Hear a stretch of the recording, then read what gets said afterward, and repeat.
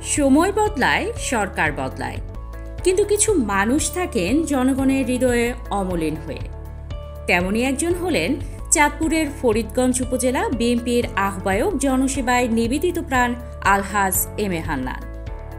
দীর্ঘ ২৫ বছর ধরে যিনি ফরিদগঞ্জবাসীর সুখ দুঃখের সাথী, দলের দুঃসময়ে সাহসের প্রতীক আর সাধারণ মানুষের ভরসার নাম।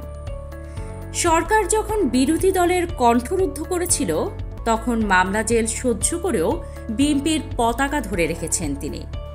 কিন্তু তিনি শুধু রাজনৈতিক নেতা নন, তিনি নীরব সমাজসেবক। নিজ অর্থায়নে ফরিদগঞ্জের ১৬টি ইউনিয়নে ১৭টি মসজিদ নির্মাণ করেছেন, ৩০০ কিলোমিটার রাস্তা পাকা করেছেন, আর নিজ ব্যাংকে নিজ উদ্যোগে তরুণদের দিয়েছেন চাকরির সুযোগ।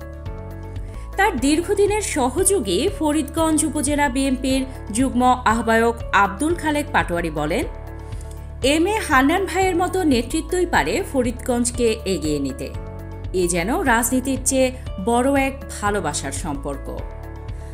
আজ ফরিদগঞ্জবাসীর একটাই চাওয়া, যেন বিএনপি তাকে মনোনয়ন দেয় এবং তিনি সংসদে গিয়ে ফরিদগঞ্জকে গড়ে তোলেন একটি মডেল উপজেলা হিসেবে। আলহাজ এম এ হান্নান শুধু ফরিদগঞ্জের নেতা নন, তিনি ফরিদগঞ্জের সম্ভাবনার প্রতীক।